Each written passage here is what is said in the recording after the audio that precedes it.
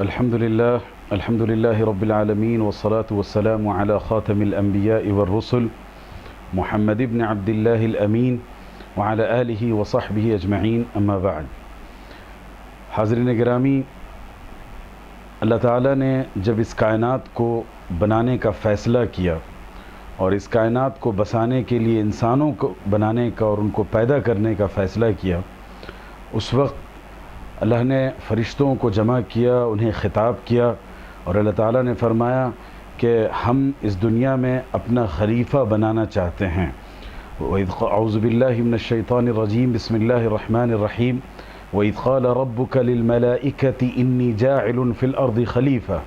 اور جب کہا آپ کے رب نے فرشتوں سے کہ میں خلیفہ بنانا چاہتا ہوں، اپنا ڈپٹی بنانا چاہتا ہوں، اس وقت فرشتوں نے اللہ سے کہا کہ اللہ، آپ کی تسبیح بیان کرنے کے لیے، آپ کی حمد بیان کرنے کے لیے ہم سب کافی ہیں اور ہم اسی کام پر صبح شام لگے ہیں. لیکن اللہ تعالیٰ نے فرشتوں کو اپنی حکمت بتائی اور اپنا مقصد بتایا. اس آیت کے اگلے مرحلے میں اللہ تعالیٰ نے فرشتوں اور انسانوں کو دونوں کو آمنے سامنے کیا اور حضرت آدم علیہ السلام کو پوری انسانیت کا نمائندہ بنا کر وہاں پیش کیا فرشتوں کے سامنے. اور اللہ کہتے ہیں کہ اگلے ہی منظر میں وَعَلَّمَ آدَمَ الْأَسْمَاءَ كُلَّهَا ثُمَّ عَرَضَهُمْ عَلَى الْمَلَائِكَةِ. اللہ تعالیٰ نے حضرت آدم کو تمام چیزوں کے، یعنی اس کائنات میں پیدا کی جانے والی تمام مخلوقات، تمام چیزیں، وہ چیزیں جو زمین میں پوشیدہ ہیں، جو چیزیں سمندر میں ہیں، جو آسمان اور فضا میں ہیں، جو جنگلوں اور پہاڑوں میں ہیں، کوہساروں اور کوہ میں ہیں، ان سب کو اللہ تعالیٰ نے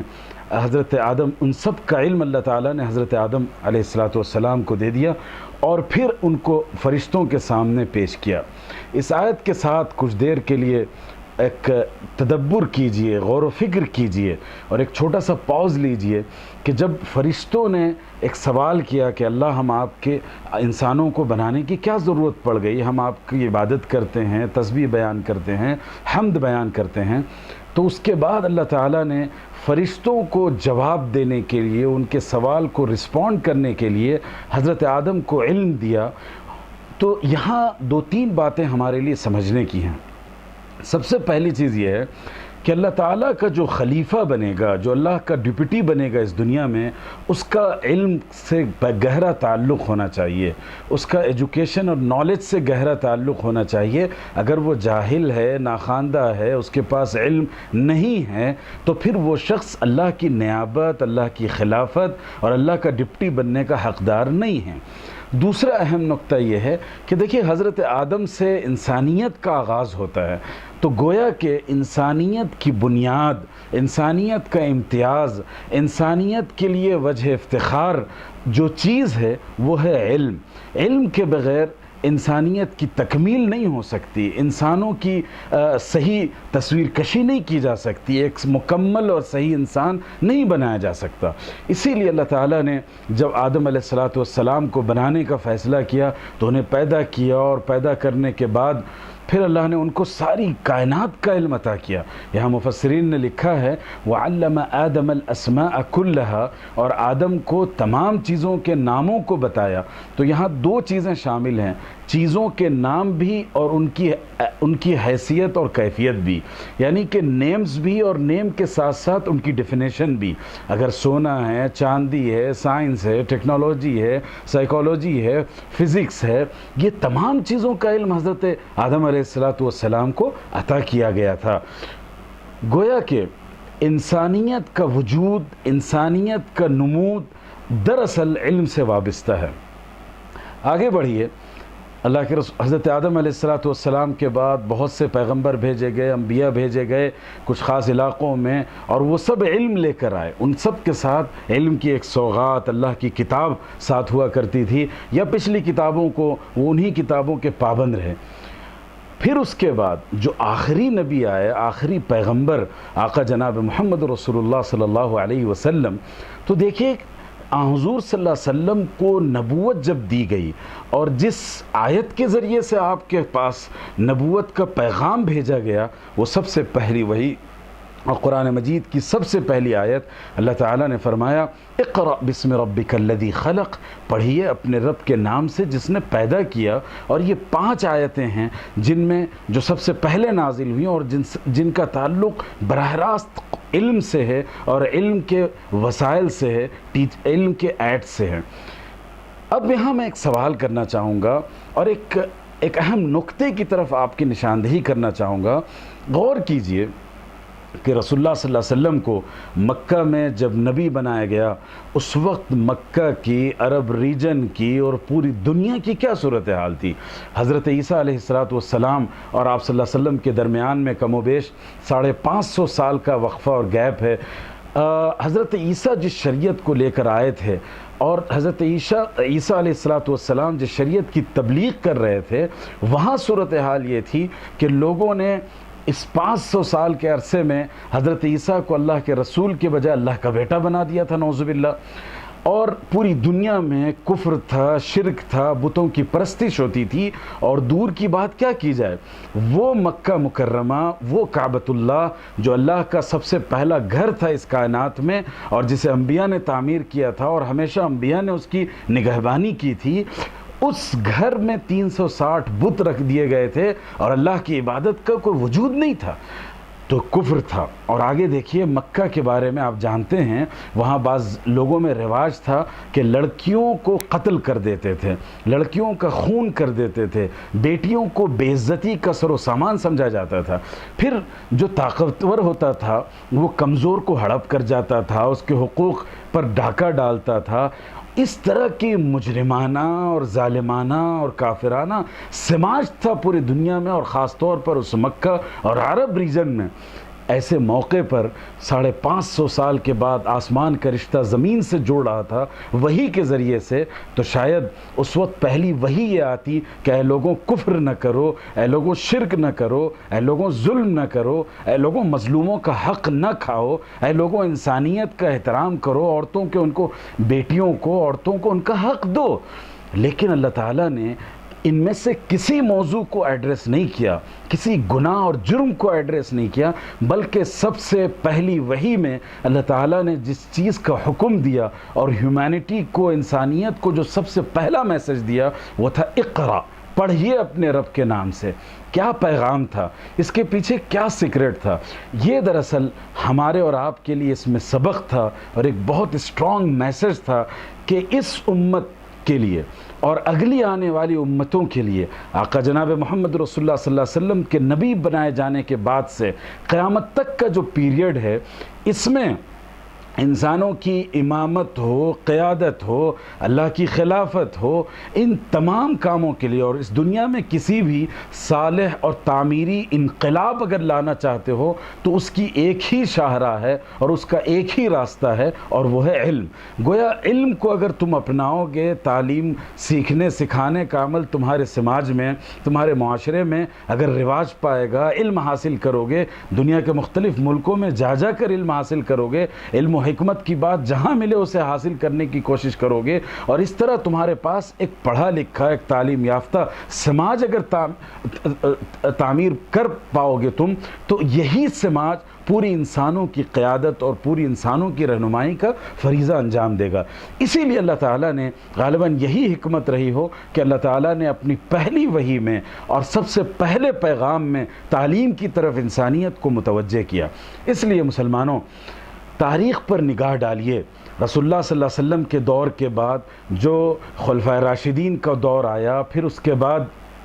خلفائے راشدین کے بعد بنو امیہ کا عہد آیا، پھر عہد عباسی آتا ہے، اس پورے پیریڈ میں علم سے جو رغبت اور علم سے جو شغف، علم سے جو دلچسپی مسلم معاشرے میں پیدا ہوئی، اس کا نتیجہ یہ ہوا کہ مسلمانوں نے عرب سے لے کر افریقہ تک، ایشیا سے لے کر افریقہ تک، اور یہاں تک کہ یورپ تک انہوں نے ملکوں فتح کیے، وہاں جا کر علم و تحقیق کا کام کیا، ریسرچ کیا، انسانیت کو وہ عطا کیا جس کی انسانیت کو ضرورت تھی۔ اگر ہمیں اندازہ ہو، مسلمانوں نے کم و بیش 1000 سال دنیا کے مختلف حصوں پر حکومت کی ہے،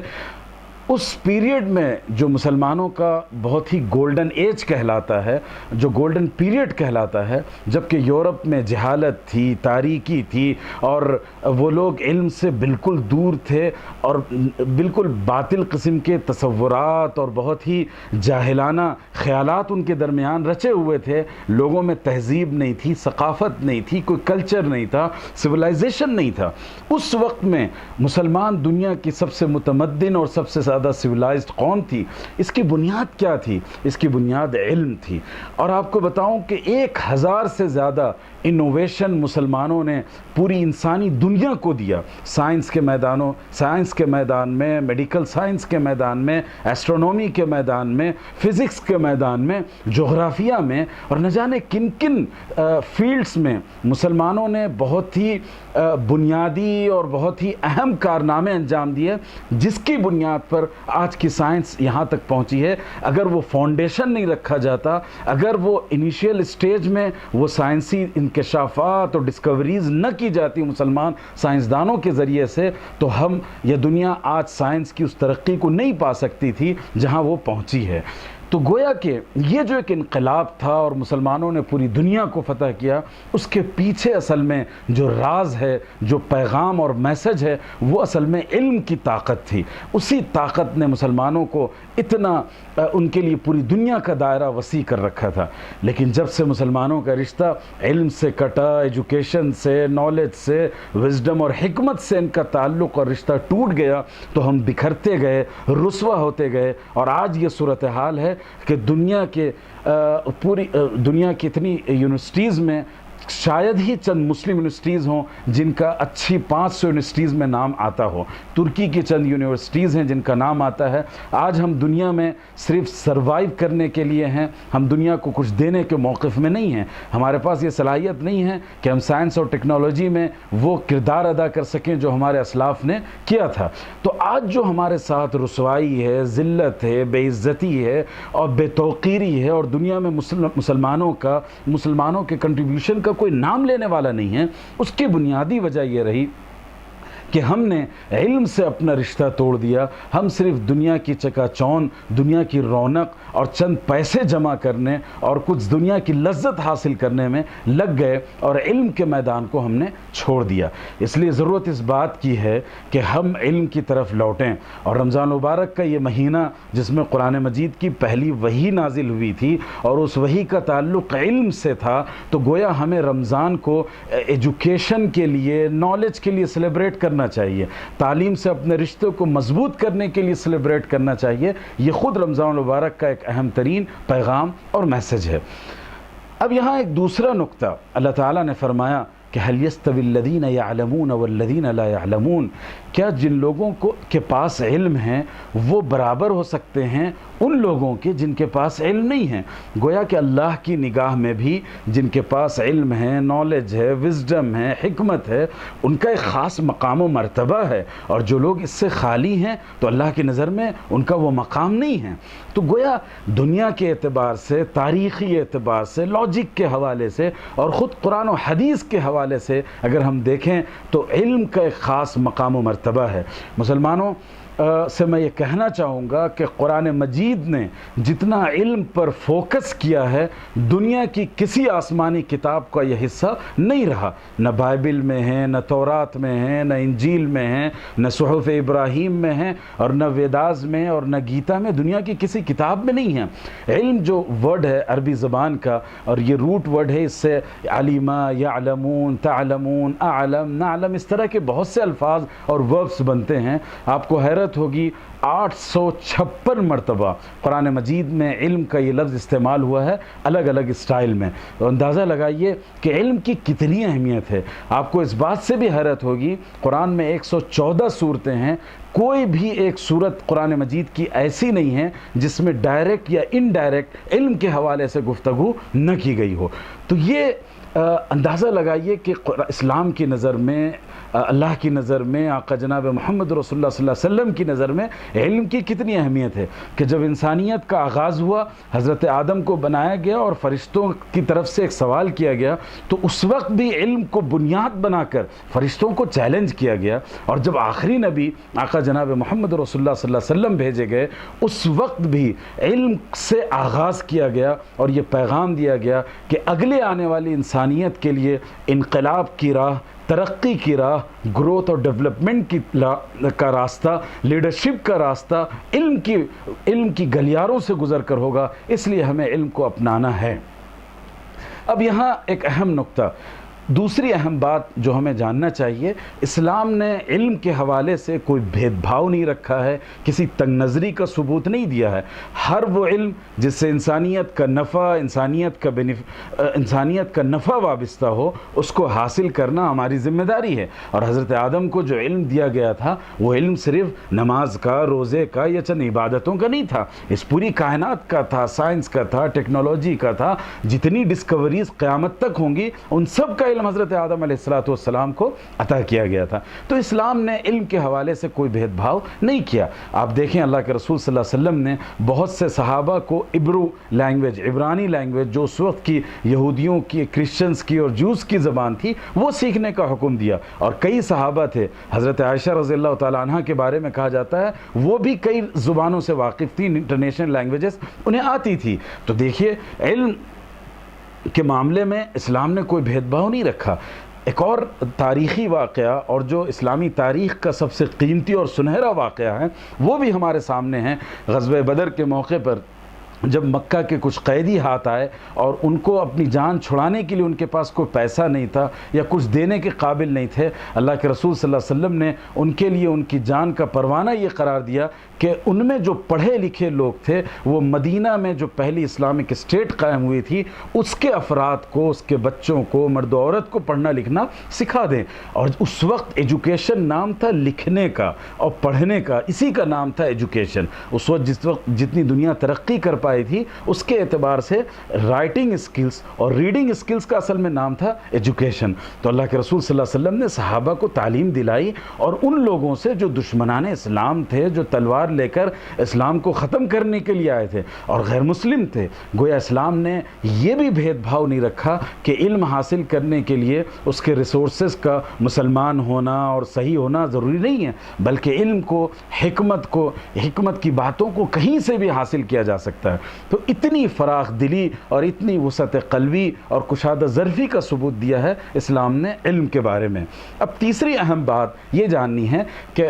علم سارا حاصل کریں، لیکن علم کی جو بنیاد ہے اس پر ہماری نگاہ ہونی چاہیے۔ قرآن مجید کی جو سب سے پہلی آیت ہے، اللہ تعالیٰ نے فرمایا اقرأ بسم ربک الذی خلق، پڑھیے اپنے رب کے نام سے جس نے پیدا کیا۔ یہ جو بسم ربک ہے، اپنے رب کے نام سے، یہ جملہ یا یہ ورڈ ہمیں یہ بتاتا ہے کہ علم کا رشتہ اللہ کی ذات سے جڑا ہونا چاہیے۔ جس علم کا رشتہ اللہ کی ذات سے کٹ جائے، وہ انسان کو گمراہ کرتا ہے، فاسق کرتا ہے، اسے بھٹکا دیتا ہے، اور جس علم کا رشتہ اللہ کی ذات سے جڑ جائے، اس کا لنک اللہ کی ذات سے ہو، تو پھر وہ علم انسان کو کامیاب کرتا ہے، انسانیت کا ہمدرد بناتا ہے، وہ انسانوں کا خیرخواہ بناتا ہے۔ اس لیے علم کا رشتہ ہمیشہ اللہ کی ذات سے جڑا ہونا چاہیے۔ یہ رشتہ جب کٹے گا تو کرپشن آئے گا، ظلم آئے گا، ڈاکہ آئے گا۔ ایک انسان ڈاکٹر جیسے اچھے پروفیشن کو حاصل کرنے کے باوجود وہ مریض کا سودا کرے گا اور اس کی زندگی کا سودا کرے گا، اسے ہاسپٹل میں رکھ کر، اس کے گردے بیچ کر اور اس سے ناجائز طریقے سے پیسے حاصل کر کے، کیونکہ اس علم کا رشتہ اللہ کی ذات سے کٹ گیا۔ اسی لیے علم کچھ بھی حاصل کریں، علم کا رشتہ اللہ کی ذات سے ہونا چاہیے۔ اور آخری بات، تمام علم حاصل کریں، لیکن علم کا وہ حصہ جو انسان کو اپنے خالق کی معرفت، اپنے رب کا تعارف کرائے، اس کا علم حاصل کرنا از بس ضروری ہے۔ اللہ کے رسول صلی اللہ علیہ وسلم نے فرمایا طلب العلم فریضہ، علم کا حاصل کرنا فریضہ ہے۔ یہاں مراد یہ ہے علم کا وہ حصہ جو حصہ انسان کو اپنے رب کی معرفت دے سکے، جو علم انسان کو اپنی زندگی کو شریعت کے تابع بنا کر گزارنے کا سلیقہ دے سکے، جو علم انسان کو اپنی زندگی کے مختلف سرگرمیوں میں آقا جناب محمد رسول اللہ صلی اللہ علیہ وسلم کی سنت سنت و سیرت کا پابند بنائے، اس علم کا حاصل کرنا فرض ہے۔ اگر اس علم کو نہ حاصل کیا جائے اور تو انسان گناہگار ہوگا، جس طرح نماز پڑھنا فرض ہے اور نماز چھوڑ دیا جائے تو انسان گناہگار ہوگا، روزے رکھنا فرض ہیں اور اگر روزے نہ رکھے جائیں تو انسان گناہگار ہوگا۔ اسی طرح دین کا علم حاصل کرنا، وہ علم جو انسان کو اللہ کی معرفت دے، رسول اللہ صلی اللہ علیہ وسلم کی سنت و سیرت سے آگاہ کرے، شریعت کے احکام سے واقف کرائے، اس علم کا حاصل کرنا فرض ہے۔ مسلم معاشرے میں یہ بہت ہی تکلیف دہ صورتحال ہے کہ آج ہمارے بچے ماڈرن ایجوکیشن میں جاتے ہیں، بہت اچھی بات ہے، عصری تعلیم حاصل کریں، وہ بھی ہماری دینی ذمہ داری ہے، لیکن عصری تعلیم کے ساتھ ساتھ بنیادی دینی تعلیم فراہم کرنا یہ پورے مسلم سماج کی شرعی ذمہ داری ہے۔ اگر والدین اپنے بچوں کو قرآن پڑھنا نہیں سکھائیں گے، احادیث اور سنت و سیرت سے واقف نہیں کرائیں گے، دین کے احکام و مسائل سے آگاہ نہیں کرائیں گے، تو یاد رکھیے وہ مجرم کہلائیں گے، وہ ظالم کہلائیں گے، اور قیامت کے دن ان کا گریبان تھاما جائے گا اور کوئی اور نہیں تھامے گا، ان کی اولاد اور ان کی اپنی نسل ان کا دامن تھامے گی اور اللہ کے سامنے شکایت کرے گی کہ اللہ میرے والدین نے مجھے تعلیم دلائی، مجھے ڈاکٹر بنایا، انجینئر بنایا، آئی ٹی ایکسپرٹ بنایا اور نہ جانے کون کون سے پروفیشن کی تعلیم دلائی، لیکن مجھے کبھی قرآن مجید پڑھانا نہیں سکھایا گیا، مجھے آقا جناب محمد رسول اللہ صلی اللہ علیہ وسلم کی سنت و سیرت سے واقف نہیں کرایا گیا، مجھے میری زندگی گزارنے کے اسلامی طریقے سے آگاہ نہیں کیا گیا۔ یہ وہ شکایت ہے، یہ وہ مقدمہ ہے جو آپ کی نسل قیامت کے دن آپ کے خلاف اللہ کے حضور کرے گی۔ تو بتائیے ہمارے لیے کامیابی کی پھر کیا راہ ہو سکتی ہے؟ اور اس سے بڑھ کر انسان کے لیے بدقسمتی کی کیا بات ہو کہ ہم اپنے بچوں کے لیے باعزت روزگار کا نظم کر دیں، اعلیٰ تعلیم دلا دیں، انہیں گھر دے دیں، اپنی دولت کا حصہ دے دیں، لیکن ہم انہیں اس قابل نہ بنا سکیں کہ مرنے کے بعد وہ ہمارے لیے چند صورتیں پڑھ کے دعا کر سکیں، ہمارے لیے مغفرت کا کوئی سامان کر سکیں، ہمارے لیے اللہ کے پاس مغفرت کے لیے دعا کر سکیں، اللہ کے سامنے ہاتھ اٹھا کر نماز جنازہ پہ کھڑے ہو کر نماز پڑھا سکیں۔ اگر ہم نے اس قابل نہیں بنایا تو یہ ہمارے لیے بہت ہی ناکامی کا سودا ہوگا اور رسوائی کا سبب اور ذریعہ بنے گا۔ اس لیے مسلم سماج کو بہت سنجیدگی کے ساتھ اور شعور کی بالیدگی کے ساتھ یہ فیصلہ لینا ہوگا کہ ہم اپنے بچوں کو جو بھی تعلیم دیں، لیکن لازمی طور پر ہم اپنے بچوں کو دینی تعلیم سے آراستہ کریں گے، مکتب بھیجیں گے، مدرسہ بھیجیں گے، مسجد بھیجیں گے، اور جو کم سے کم بیسک دینی تعلیم کا حصہ ہے اس میں قرآن مجید کی تجوید کے ساتھ تلاوت اور پورا ناظرہ اور اس کے ساتھ ساتھ چند صورتوں کو یاد کرانا زبانی تاکہ وہ نماز ادا کر سکیں۔ اس کے ساتھ ساتھ عقیدے کی تعلیم، اسلام میں اسلامی عقیدہ کیا ہے، اللہ کے بارے میں ہم کیا عقیدہ رکھتے ہیں، انبیاء کے بارے میں کیا عقیدہ رکھتے ہیں، جنت و جہنم کیا ہے، آخرت کیا ہے، زندگی کا مقصد کیا ہے، ختم نبوت کیا ہے، آقا جناب محمد رسول اللہ صلی اللہ علیہ وسلم نبی تھے تو ان کے تئیں ہمارے کیا حقوق ہیں، کیا ذمہ داریاں ہیں، عقیدے سے بھی انہیں واقف کرانا چاہیے۔ تیسری اہم چیز ہے انہیں سیرت سے واقف کرایا جائے۔ کتنے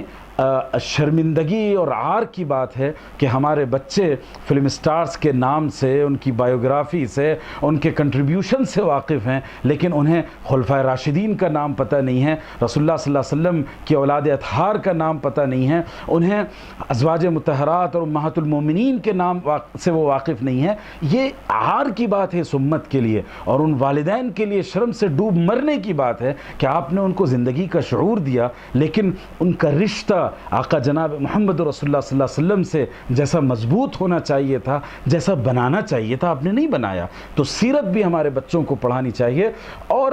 اس کے ساتھ ساتھ دین کے بنیادی احکام و مسائل، اس میں طہارت کے مسائل ہیں، نماز کے مسائل ہیں، روزہ کے مسائل ہیں، زکوٰۃ سے متعلق بنیادی اصول اور ضابطے ہیں۔ پھر اس کے ساتھ ساتھ وہ جس پروفیشن میں جاتے ہیں اس پروفیشن کے حوالے سے شریعت نے کیا ہدایات اور کیا تعلیمات دی ہیں وہ انہیں بتائے جائیں۔ سماج کے، والدین کے، خاندان کے، میاں بیوی کے کیا حقوق ہیں جو اسلام کا معاشرتی نظام ہے، اس کے بارے میں انہیں بنیادی اسلامی تعلیم تعلیمات سے واقف کرایا جائے. یہ ہماری اور مسلم سماج کی بنیادی ذمہ داری ہے. اس حوالے سے میں ذکر کرنا چاہوں گا کہ ہمارے ہندوستان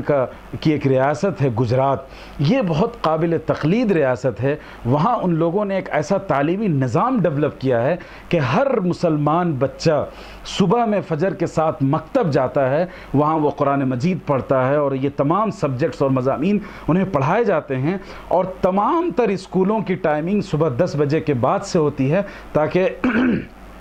مسلم سماج کے بچے اپنی دینی تعلیم مکتب سے حاصل کر کے فارغ ہو جائیں, پھر وہ اسکولوں کا رخ کریں. یہ ایسا مستحکم نظام وہاں قائم ہے اور دنیا کے مختلف ملکوں میں ہیں, انگلینڈ میں ہیں, ساؤتھ افریقہ میں ہیں. ہمیں ہندوستان میں مختلف اسٹیٹس میں, مختلف ریاستوں میں ایک کوشش کرنی چاہیے اور پورے مسلم سماج کو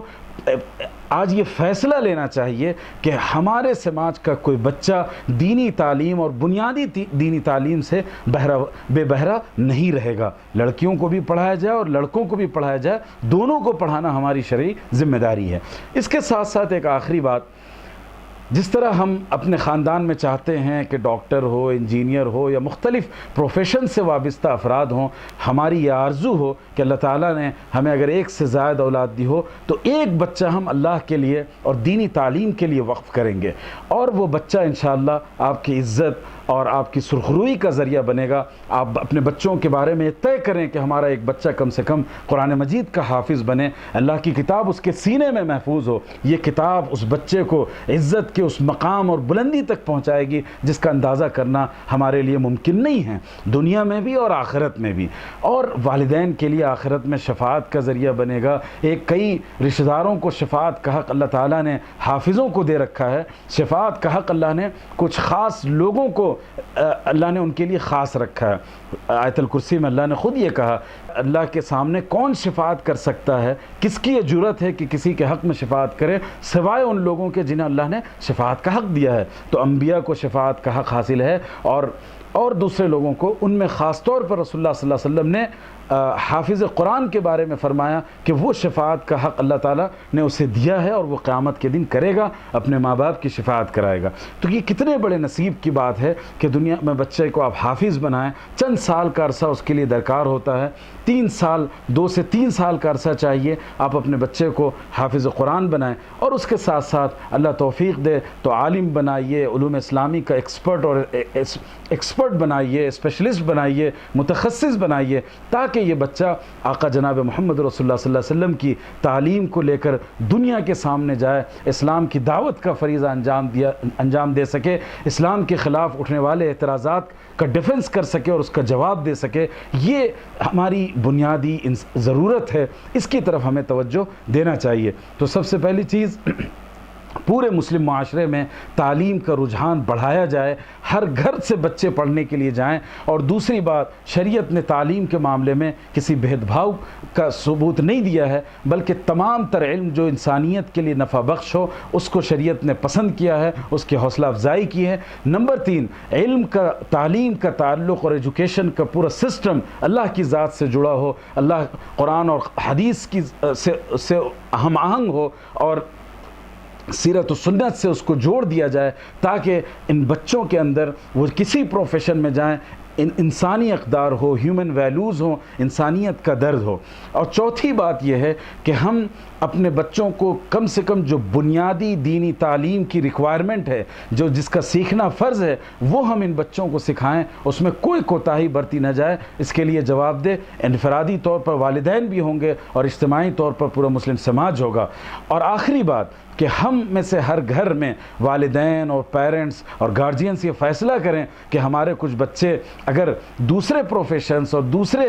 تعلیم کے راستوں میں جائیں تو اس کے ساتھ ساتھ کم از کم ہم ایک بچے کو دینی تعلیم کے لیے, آقا جناب محمد رسول اللہ صلی اللہ علیہ وسلم کے علوم کے لیے, قرآن و حدیث کے علم کے لیے وقف کر دیں گے. اور یہ بچہ انشاءاللہ دنیا میں بھی اور قیامت کے دن بھی آپ کی سرخروئی کا ذریعہ بنے گا, آپ کے لیے عزت اور سرفرازی کا ذریعہ بنے گا. اللہ تعالیٰ سے دعا ہے کہ ہم سب کو اس پر عمل کرنے کی توفیق عطا فرمائیں.